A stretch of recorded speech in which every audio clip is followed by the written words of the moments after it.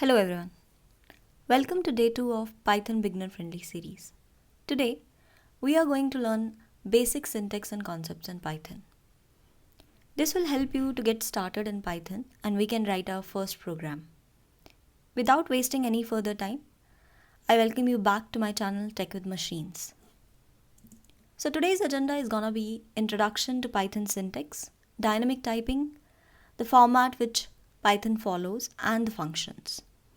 So let's start with the first very basic print statement. But before we do that, let me show you how you can create a new project in PyCharm. If you remember, in video 1, we talked about the code editor which we can use to write our Python programs. So I am going to use PyCharm and I will be showing you how you can create a new project in PyCharm. So I have opened PyCharm. And in PyCharm, you can go to File and click on this new project. What it will do is, it will open this pop-up where you can actually provide the location and name of the project and just use the interpreter, Python interpreter which you have installed. Like here, it's Python 3.8. You can have Python 3.9, 12, 11, whichever version you have installed, but prefer the version which is higher than 3.8. And you can just click on create. As you can see, I've already created my project and I have named it Python Kickstarter. And when you open this, you will find here a folder called V environment. This is very important to understand what this V environment exactly is. This is nothing but a virtual environment in Python, which is a self-contained directory and it contains specific libraries and packages. When you select a Python interpreter, so it's gonna have the libraries and packages of that Python version. As you can see here, I have Python 3.8 and I have all the libraries and packages which Python 3.8 has out of the box. So what does virtual environment actually help in? It actually helps you to create isolated environments for Python projects, each with its own dependencies without actually affecting the Python installation which you would have done in your system. You can have multiple different Python versions, different Python dependencies by just creating an isolated environment.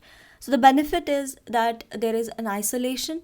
You basically don't conflict with other versions of the Python in your system. You have dependency management.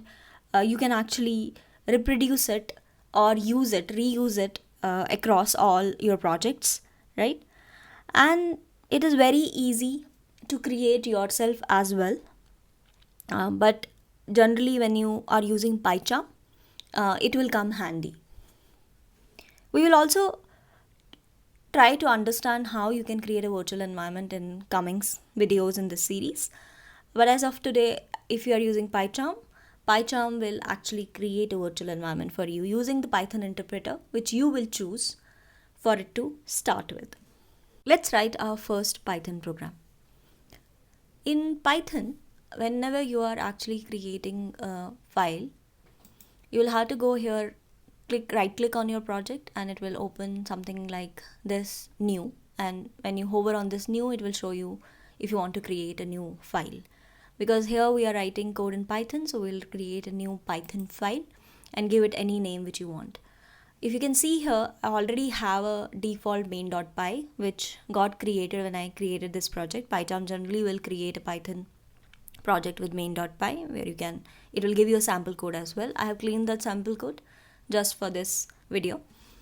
Here, what you can do is just give the name of the file. Let's say I'm naming it starter, and you can just click on the Python file and it will create a new Python file for you, starter.py. Now before we write our first line of code and understand how the print function works in Python, let's first understand what syntax really mean. So I'm just going to type here syntax just to keep the topic and reference visible. So syntax is nothing but rules and structure which any programming language provides. It actually helps you to do the code governance and actually write the code in a better way so that it can be understood by Python interpreter, right? Like in this case, I just wrote a random text and Python interpreter started is saying me that this is wrong. It's giving me a error saying that this is something which is not basically recommended or accepted by Python. So if I would have just added a hash in the beginning of the line, it considers it now as a comment, and now it is not erroring out. So comments in Python starts with hash, just like any scripting language. If you have used a scripting language, then hash is something which is used to create a comment. So now, because we are gonna use a print function, I'm gonna just add a comment using print function to basically print our first output. Let's say I'm going to print a statement, welcome to Kickstarter. So what we are going to do is print, and then there is a opening and a closing brace, and within that you actually write the message which you want to print. So I'm going to say welcome to the Kickstarter, and that's it. We are done with our first line of code. Now there are two ways I can run this Python program. If I just right click, it will show me this, and here there is an option called run starter. If you click on it, your Python program will run. Or the other one is that you open a terminal, as I have opened here, and you actually do Python the file name. So as you can see, when I do Python the file name, it actually displayed the output with of this particular file. I have already written main.py and it had the same code, so I just ran main.py, but because we were doing starter.py, I can actually do Python starter.py and it will output the same message which we just wrote, right? But when you're doing this in a terminal, you need to be careful around that which directory you are in. You can just type pwd and it will tell you that which directory you are in, which tells you the current working directory if you're using Mac, of course. In Windows, it will be basically doing whatever command Windows supports to show the current directory. And if you do ls, then it will list the file which you are gonna run. So the file needs to be there to run this, right? Otherwise it will say that the file doesn't exist. So as this, I'm already in the working directory where this file is created. So if I do ls, it is showing me both the files which I have here in the project. So running it runs my first statement. And you would have observed, if you're a Java programmer and you're switching to Python, you would have observed that generally in Java programs, the statements end with semicolon. That's the way how you end their statement, right, for Java interpreter. But for Python, there is no such condition. It's clean. You don't really need to worry about semicolons or colons to basically close a statement. In this case, we are using a function, and you can just really call that function with passing the message as a string. Here I am displaying the first statement called welcome to the Kickstarter, and it's printing the output well. Now let's move to variables. What is a variable? Variable is an identifier that is used to assign a value or hold your data. Data can be of any type, any specific type, like a number, integer, float, string, list, array, or any complex object, depending on the language which you are using and what kind of data types that language supports. We will also learn about the data types which Python supports in another video of this series, but just for you to understand that variables are actually holding a data of a specific type. So it actually is a placeholder in RAM and memory which holds your data. So how do you declare a variable in Python? You declare it by just giving it a name and assigning a value to it using an assignment operator. So here I can declare it, let's say x equal to 10. So what I did is I assigned a value 10 to a variable name x, and then I can just use the print function to print it. Now let me run this here in the console. If I run this, it is gonna print value 10. So this is how the variables are declared in the Python program. I can also create another variable, let's say name, and give it a value, let's say RAM. And when I just do print of this variable name, what it is gonna do is it's gonna first print the previous variable named x, and then it's gonna print name. So that is where the second feature of the Python comes into picture, which is Python is an interpreted language, right? So if I run it, it will first print 10 and first then print RAM. So basically it is executing the code line by line. That's why it's an interpreted language, right? Also, if you would have noticed, I really didn't declare a type of the variable here, and Python was able to understand that it's an integer or it's a string, right? How does it really do that? This is where that concept dynamically typed as one of the features which we discussed in previous video comes into play. That Python really interprets variables type at the runtime. If you are a Java programmer, then you would have habit of declaring a type of the variable as well. But in Python, you really don't declare the type of the variable. It gets interpreted at runtime. So it's very straightforward and easy and flexible to write. Whereas you need to be careful what operations you are doing with those variables, because the type should not be mismatching while doing an operation. Now, the basic operations which you can do in any language are like arithmetic operations like addition, subtraction, multiplication, division, or exponentiation, right? So let's try to do these basic operations using variables in Python. So let's assume I'm gonna do sum. So I will say a variable name result, and I'm just gonna do sum of two numbers in Python and assign it to a variable name result. And I'm just gonna do print result. So it's gonna now print 15 for my output. So when I run it, it says the first two assignments, and then basically prints the sum. I'm gonna just remove these two from here, and we're gonna deal with the arithmetic operations only. Now I can also multiply, so I'll just use the same variable, and I just will do 10 multiplied by 5. So you use star here, and then you just print it again. So we print it again, and it's gonna print now 50 here. So again I'm gonna run it, and it's gonna say 50. Also I can do division, so I will just do result equal to 10 and then /, which is what is used for division, and then /5, and then print it. Now one thing which you will notice here in the division specifically is that when you're using one / and when you run this, it's going to print float. So it's basically printing 2.2. So it's printing a decimal. But if you want to round it off and you want to basically get an integer, then what you can do is use the same thing, and let's declare it again. But this time I'm not going to use 1/, I'm going to use 2 slashes, and this is what Python uses to round it off. So basically when you run it, it will print 2 instead of 2.0. So remember it that way. Now I can also do one more arithmetic operation, exponentiation, basically 2 raised to power 5. Let's do that, and for that you just do double star and then put the power which you want, and then print it. It's gonna print the 2 raised to power 5 as an output, and when you run it, it's printing 32 as my output, right?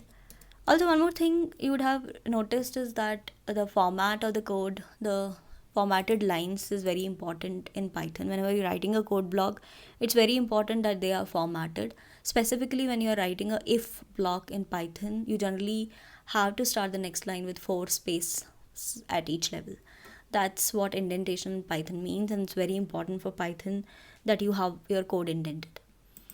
So that covers our third topic, indentation, and along with dynamically typed, how Python is dynamically typed.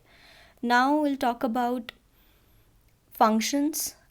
So let's dive into that. Talk about functions. Now, before we dig deeper into how to declare a function in Python, let's first understand what exactly a function is. Function is basically a set of instructions which are used to perform a task. Your basic logic which you will put or encapsulate into a code of block. That's what is a function. Generally in Java you call them as methods. In Python we call them as functions.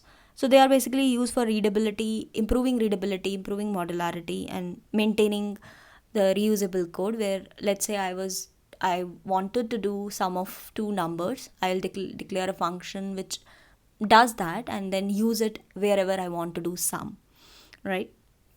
So that's how function encapsulate the set of instructions. Now, how do you declare a function in Python? You basically use a def keyword. Now, what does a keyword mean? Keywords are basically predefined identifiers which Python is using to signify certain instructions or certain things, right? So def is something which is a keyword in Python. It's a predefined identifier and it's used to declare a function in Python. And it's followed, now after def you basically follow it by the name of the function. Let's say I want to create a function like my function. So you will basically name your function def, and then you can do whatever you really want to do in that, right? So let's say I'm printing here a statement, and I will basically print the incoming argument to the function. So I will define here name as a parameter to this function, and I'm going to just print that, right? So what I did is also one thing which you would have noticed, which we talked about, that Python code is indented. So it has already, when I created this function, it has already left 4 spaces here in the next level, right? So function in general can accept 1 or 2 or 3 arguments. Here we have we defined only one parameter to this function, so it can accept 1 argument, and you can also create a default values by making them optional. Now in this case, as I have not declared a defined a default value, so which means I will have to pass that value. But in case I don't want to pass the value, then I can also declare a default value by just doing an assignment operator and giving it a value, let's say Ram. Now when I run this, right, I will basically do, when I just call this function, now I can just do my function without passing it any argument. It's gonna just print that function name as Ram. So let's try this. So I'm gonna just do same thing, and you see, without even passing it that argument, it's basically putting the default value in the output, right? Now let's try to pass it as well, some value. So I'm gonna again call it by just passing the parameter. Let's say I'm gonna say Rahul, and I'm gonna again run the program. And in this case, you see that it overrode and it actually printed whatever I passed to it, right? Now functions also can return the values, correct? In this case, I'm just printing, so I can also return a value here. So let's try to create one more, and this time I'll say def my function 2, and in this case I'm gonna just pass it name, and instead of printing it, I'll return it. So I will say return name. Now I will just call this function in a print statement. So just print the output of this function. So I will say print my function 2 and pass it a value, let's say rat, right? Now we're gonna just, let me format it, because there need to be 2 spaces after each line, specifically a function. So I'm just gonna again run it, and you will see it has printed or returned the value rat. So variables which are defined inside a function, like we have defined name here, passed name to it, they have a local scope, so they can't be accessed outside of that variable. In this case, we are passing it a parameter, but let's say I also declared a variable here like x equal to 10. This is gonna only remain within that function. I can't just, so if I now try to return this x here, right, it's gonna print that, but it's not gonna really be used outside of it. So now if I just fix this, my function 2, and just run this, my function 2, and run this again, it's gonna print that 10, but it's can't be used outside of it. So if I try to use it outside of the function like this, what will happen now is, already it's giving me that error here, but when I run it as well, it's gonna raise an error and gonna say that that is not defined anywhere, you have not declared that, right? Now this is what is all about function, how you can declare it and how you can use it. So as you can see, the call of the function is just by using their name and passing the parameters, if any, or passing that as an empty with open parenthesis, right? Or giving a default value to a parameter to a function already, so that you don't pass it. So this way you can keep it optional sometimes, right? So this is what functions mean in Python, and with this you have gained a solid understanding of how to define variables, how to define functions, how to call them, including how you can pass arguments to the function, how can you use default values, and what is the scope of a function, what is the scope of variables in a function. So this is it. Thank you for joining today, and I hope you liked this video, and I hope you subscribe to this video. If not, you are more than welcome again to come back as well. Wish you have a nice day, and I hope that you will come back again for the third video in this series. Let's learn together. Cool. Thank you.